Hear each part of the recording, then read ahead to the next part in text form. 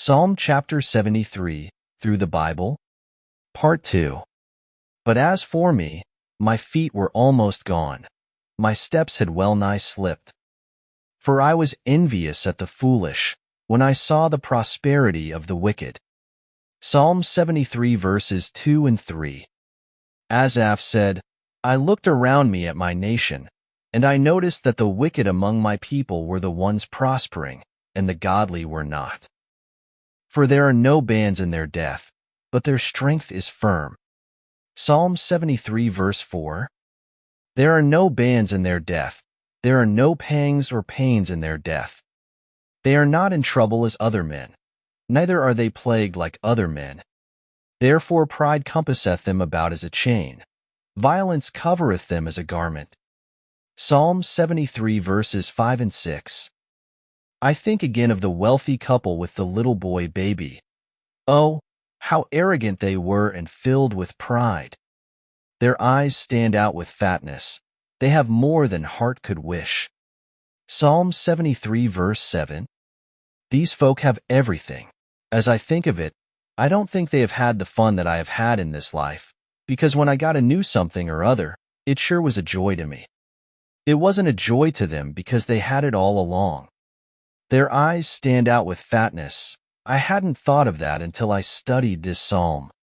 They had puffs under their eyes. They had been drinking too much and had too much nightlife.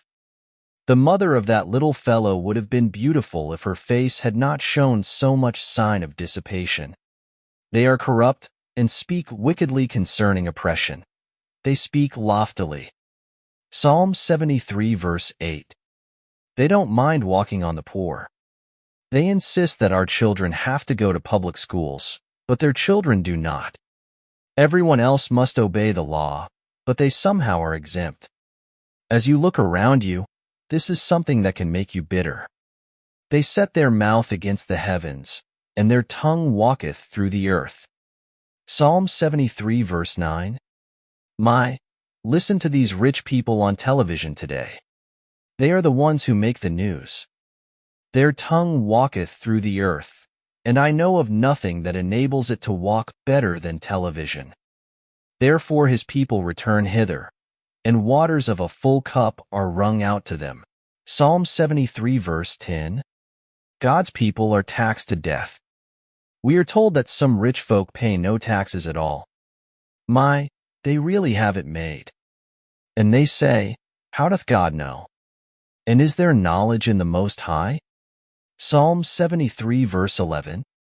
They are not interested in God, and they don't think He knows anything about them. Behold, these are the ungodly, who prosper in the world. They increase in riches. Psalm 73 verse 12. Does that ever bother you? It bothers me. Verily I have cleansed my heart in vain, and washed my hands in innocency. Psalm 73 verse 13. Asaph says, I have attempted to live for God, and it looks like it does not pay. For all the day long have I been plagued, and chastened every morning.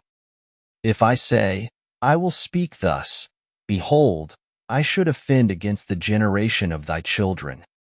When I thought to know this, it was too painful for me.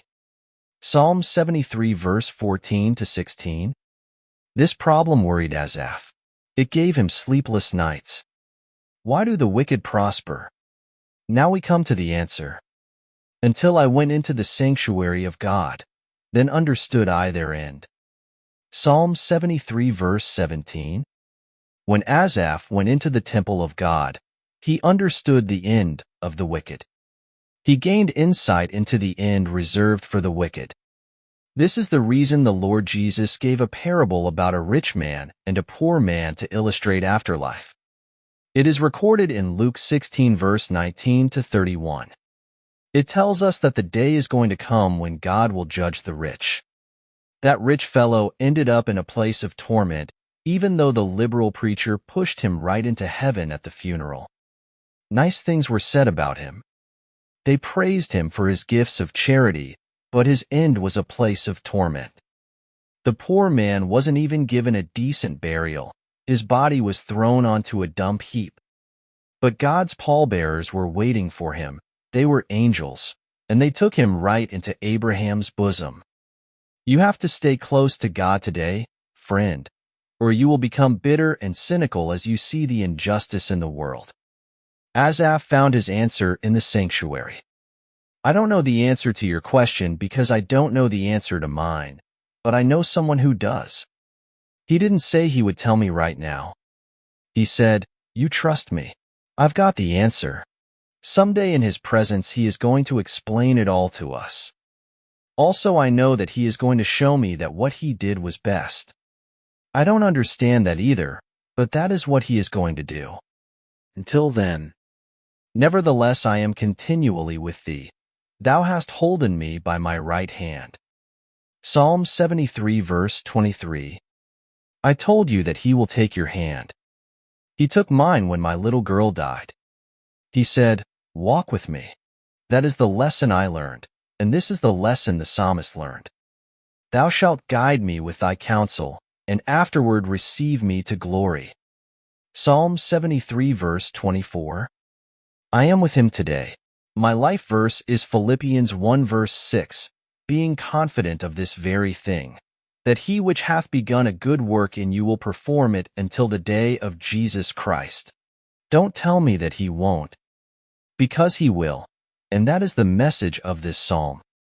Thou shalt guide me with thy counsel, and afterward receive me to glory.